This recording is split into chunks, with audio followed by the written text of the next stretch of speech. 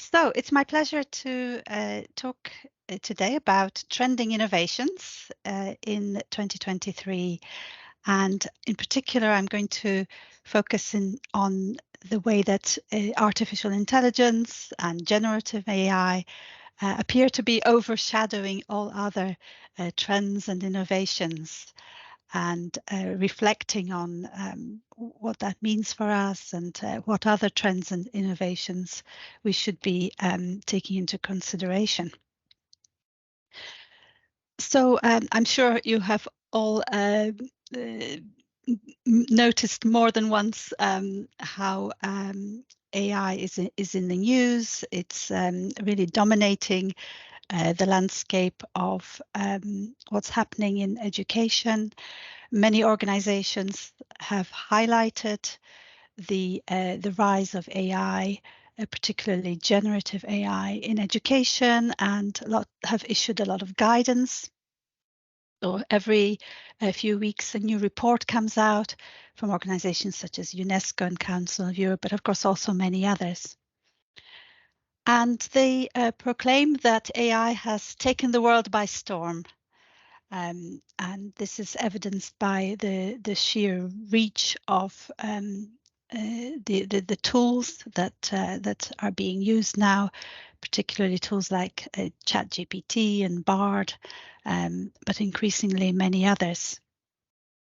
And a lot of reflection on what that means for us in education, both in terms of teaching, learning, and assessment, and broader issues. So, for example, the Council of Europe here draws attention to issues of human rights, democracy, and the rule of law in the context of education. So definitely a lot to think about, a lot of for us to reflect on as educators and as people working in educational technology. So in this talk, I would like to do three things. First of all, when I was first invited to speak, I was asked to talk about the Innovating Pedagogy report that we put out earlier this year. So indeed, I'm going to do that in the context of the Learning Futures program that I lead. And I've selected a couple of pedagogies out of that report to talk about today. Of course, the ones that are connected to the use of AI are going to be our headlines pedagogies for this presentation, but I'm also going to be talking about challenge-based learning and the whole issue of how we address global challenges, and how therefore new pedagogies might need to be oriented towards those sorts of goals. And thirdly, as I'm doing all that, I will be sharing some thoughts about prominent themes and trends that have emerged through the work that we've done for the Innovating Pedagogy reports, the reflection on those key themes and trends. And of course, I'd love to hear your thoughts about this whole area. So just for a little bit of context, the Learning Futures program is part of IET's research and innovation portfolio. In this program, we have many projects, the majority of them externally funded. And we are exploring, predicting, and shaping future ways of teaching, learning, and assessing. So briefly, what we're trying to do in this program as we work together on all these different projects is to understand the emerging trends, some of which we ourselves, I think, are setting, but we're also trying to understand the broader landscape of opportunities and threats presented by those trends. We're very interested in global challenges in education, the Sustainable Development Goals, and how we can relate our research to sort of bigger societal and educational challenges. And thirdly, through our work, we are also promoting educational futures and edtech futures. And I would say that if I look at the projects that we're running, much of that is focused on promoting equitable, diverse, democratic, and caring EdTech futures. So, in a way, we are both researching trends and we are setting the trends. And that a lot of responsibility, I think, comes with that. There's a lot of opportunity for us to set the trends. So part of this reflection today is on how we might do that. Now, one of the projects that we're currently running in the program is the Modish project, which is funded by the British Council. I've only selected this one today just because it actually specifically focuses on trends. So the longer title of this project is English for the EDI Generation, Predicting and Tracking the Role of English and Digital Mobile Technologies in Higher Education across East and South Asia. So the British Council actually asked us to focus on a number of trends. And here on the slide, you can see three major interconnected trends that the British Council would like us to investigate. And we're doing that in relation to four major countries in East and South Asia. So the trends are the growth in online English language learning, the use of digital technologies to enable English language learning, and of course that use is growing. And thirdly, the emphasis on equality, diversity and inclusion, especially gender inequalities. And we think that's a growing trend as well. But of course, part of this project, our aims in this project is to look at whether there is growth or not. And as we focus on these trends, we are also discovering new trends. So there will be emerging trends that we take note of, and we're starting to think about, of course, the implications of the use of generative AI for English language learning across the world. So now I come to our innovating pedagogy reports, which we write within the Learning Futures program. In these reports, we have always said that we are exploring future ways of teaching, learning, and assessing. But increasingly, I think that our work is helping to shape those future ways of teaching, learning, and assessing. I say that partly because we are now up to our 11th report. So over 100 innovative pedagogies have been described in these reports. And recently we've been looking at the impact of this series. The latest report was written with colleagues at the University of Cape Town, and for other reports we've collaborated with other institutes around the world. Therefore, through these reports, we're generating a powerful network of organizations that are interested in both describing and shaping the future of teaching, learning, and assessment. And we have, I think, increasingly through the sort of the momentum that these reports have created and the interest that they generate on an annual basis, we have great opportunity also to select what we want to highlight and therefore influence the future. So in the latest report, which came out in July, we covered 10 more pedagogies. It's always my job to arrange these in some kind of order for the table of contents. And it really seemed self-evident that I should put AI first because it was so much in the news. And so we have pedagogies using AI tools as the first on the list. Of course, this isn't really any kind of ranking, and all the pedagogies presented here are equally interesting and important. They were selected by the authors through a process of voting from a larger selection of possible pedagogies that we could have included. It's kind of a subjective process, but it's a, a decision-making process through discussion and through research that looks at what evidence there is for these pedagogies being valuable and used across the world, actually. So, so that's our contents page, and our reports are also really important because they are used as the basis for another series of reports called Trends in Learning. And these reports are produced by the Open University's Business Development Unit. So they take our content, and from that content, they select the trends that they believe are relevant to workplace learning. So they have a very specific sort of business-oriented objective. And I'm always interested to see which pedagogies they select from our reports.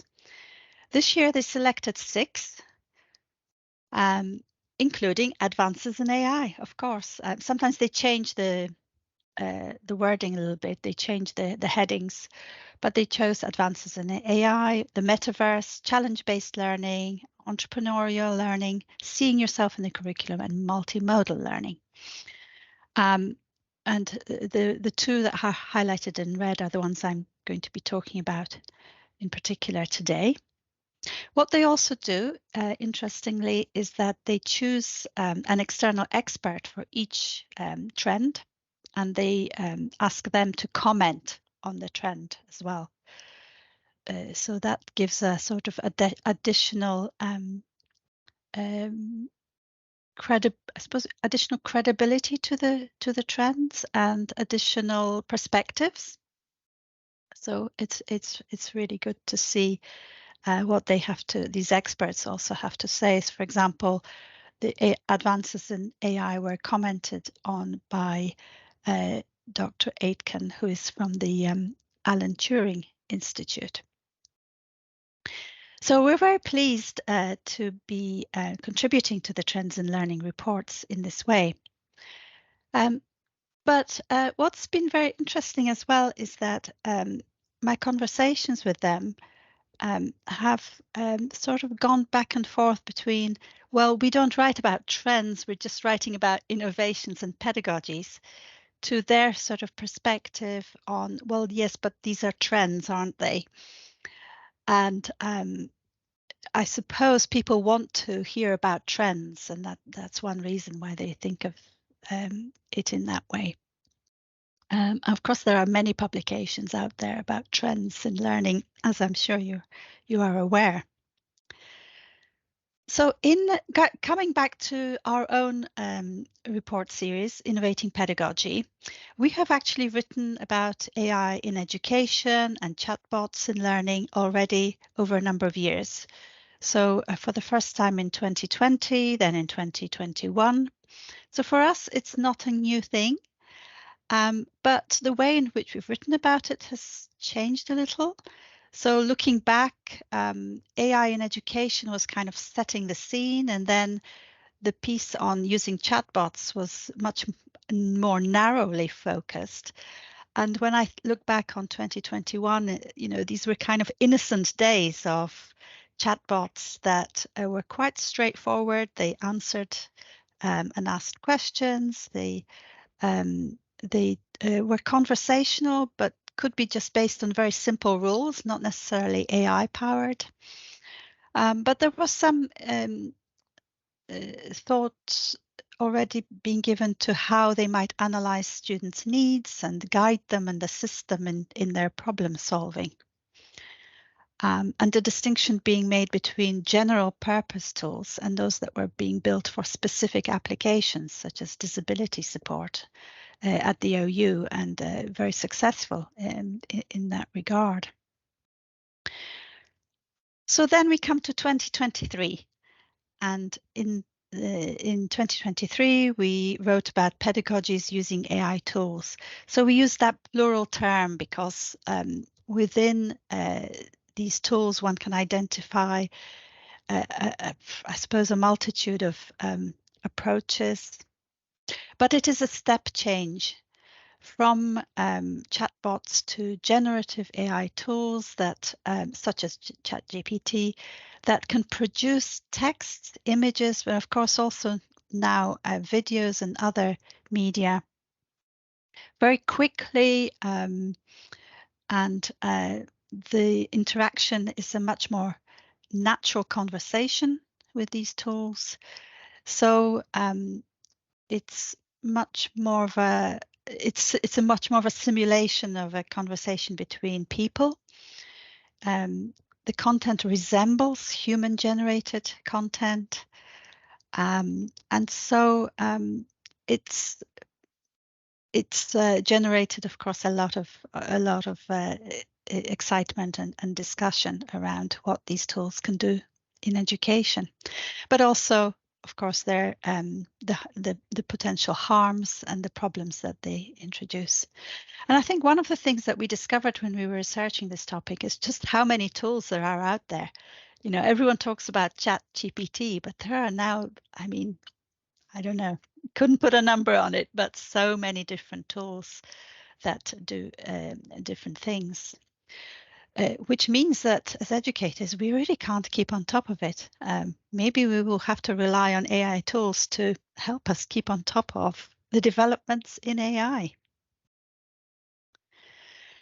Within the report, we talked about the different pedagogical roles of AI, how you can have a conversation with the tools to instruct them to help you in particular kinds of ways, for example, to act as a personal tutor, to act as a study buddy, and so on. So you can kind of set the tone of the conversation. You can give the AI a role and give yourself a role.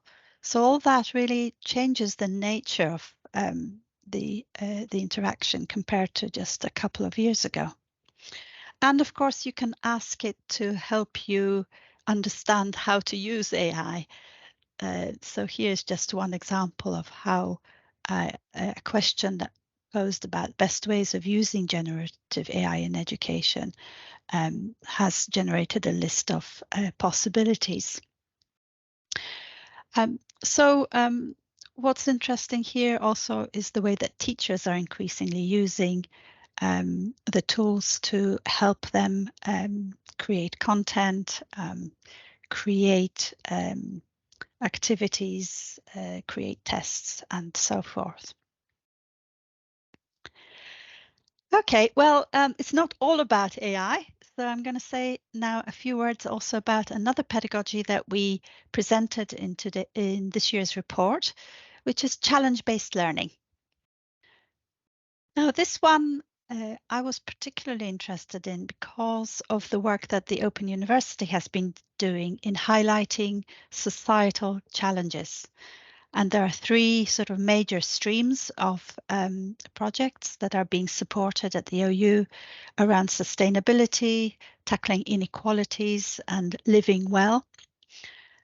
And these have brought people together to try and understand the challenges, try and work together to address and solve some of those challenges.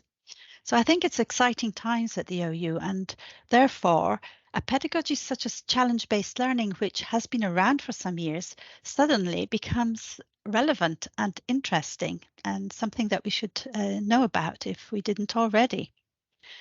So in our report, we explain, as we always do, what it is and why it's needed. So in the case of challenge-based learning, it's in general, a call to make special efforts to achieve something worthwhile or exceptional, either individually or collaboratively. And I think increasingly people are coming together to solve challenges because we can't really do this on our own. They can be competitive or non-competitive challenges. And so often within challenge-based learning, the pedagogy is around things like competitions, races, organizing events, and so on. Why is it interesting or important? It's because of the way that it engages learners. They can work on complex topics together. They can learn through experience, gives them a sense of accomplishment. It develops skills that are very valued nowadays, skills of leadership, resourcefulness, collaboration, evaluation, and interdisciplinary working. And importantly as well, it prepares people, let's say citizens and professionals, but I guess people more broadly, to deal with major societal challenges and work challenges. So it seems very relevant to the world that we live in today. So this approach has some frameworks that help you to engage with this approach. For example, the one that's listed has 3 stages: engaging, investigating, and acting. Here, what's important is that often the learners specify the challenge. It's what they want to work on, what they want to address, and this is part of the engagement in the activity. And they explore solutions together, guided by activities and resources. And then they try to implement the solutions and assess their impact. This is a kind of ideal cycle, I suppose. It doesn't have to be all those steps, but certainly that's the idea. At the university, at Chalmers University of Technology in Sweden, they have taken this approach very seriously in their challenge lab, where they are focusing on a sustainable society. And here they have their master's students collaborating both with one another and with stakeholders from organizations across different sectors: academia, industry, public sector, and civil society. So they're working on real world challenges and helping to contribute to solving those problems. As always, we cover the implications of adopting any new approach. So for example, in the case of CBL, it's about understanding learning as an experiential process.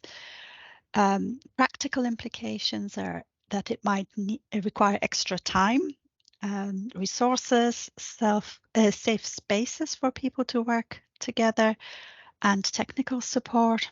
Of course, depends on the challenge. Sometimes the outcomes can be unpredictable because the focus is on the challenge rather than on outcomes. And group assessment, if it is a collaborative activity, we know can be certainly challenging and tricky.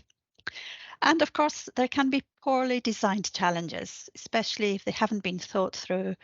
On TikTok, infamously, I suppose, young people have proposed challenges to others, have taken part in challenges that have resulted in others harming themselves, or they themselves harming themselves, and perhaps teaching unhealthy ways of living or non-respectful behaviors. So we do have to be a little bit careful around challenges as well, and make sure that they are properly designed. Okay, so I have covered a couple of challenges, sorry, not challenges, pedagogies from our current report. I've talked about the AI-based pedagogies and the challenge-based learning. But one thing I do every year is to write the introduction to the report. and also just reflect on what we've been writing about in the last few reports. So as I've looked back on the last few years, of course, they have been unusual years because we've lived through the pandemic, and that has had an impact on our view of the world and our view of education. But when I looked at what we'd written about in 2020 to 22, I could see some prominent themes, which may or may not be trends. And these are presented here on this slide. So these are not specific pedagogies. They are rather ways of grouping them, one possible way of grouping them. And so they have covered things like challenges and emergencies, overcoming barriers in education, engaging multiple senses in learning. There's been a greater emphasis on well-being, supporting well-being through the design of appropriate learning environments. Also expanding connections and collaboration between people, perhaps in response to the isolation experienced during the pandemic. Again, in response to the pandemic, the equity issues that have been highlighted, and also increasingly evidence-based and data-based practices. And last, not least, the ethical challenges of AI. So these are some of the themes I have identified. And then this year, I identified two prominent themes that I could see were sort of coming through in what we were writing about. And here, one of these is that we are increasingly writing about bringing together multiple pedagogies, technologies, spaces, people, and ideas. Often it's increasingly kind of difficult to distinguish one pedagogy from a collection of pedagogies. And secondly, as mentioned, we are focusing on how we collectively face challenges and tackle them collaboratively and compassionately. So that's how I see what we've been doing. I'm sure that my co-authors may also have their own view of what we've been writing about and why. But increasingly, I ask myself, what is a trend? What is a trend? And are we setting trends? Are we responding to trends? So a trend in general is, it's a general direction in which something tends to move. But it can also be a perceived general direction, so a perceived tendency to move in a particular direction. So it may be just that we think we are all moving in a particular direction, whereas in fact, some of us are not. Another distinction that's useful is between short-lived trends and more longer-lasting ones. So a short-lived trend would be something that's popular at a given time, maybe a fad, a passing fad, something that is not going to last. And then there are the lasting trends, the more general developments or changes in a situation or in people's behavior that have long-term impacts. Both of those are, I think, important in their own ways. But maybe we should be clearer about whether we are writing about trends and which ones are short-lived, which ones are likely to be more longer lasting. Of course, these things are hard to determine. In the past, in our reports, we used to indicate what might be the impact of a particular pedagogy. But we kind of moved away from that because it's so difficult to tell. And in some cases, we could be right. In other cases, we could be wrong. It's really very subjective. Nevertheless, I think a lot of people now believe that AI is what we're going to be grappling with in the future. Our colleagues in KMI have produced an interesting set of slides that you can access, entitled ChatGPT and Friends, How Generative AI is Going to Change Everything. Well, if it's going to change everything, we really need to take notice. We really need to engage with it.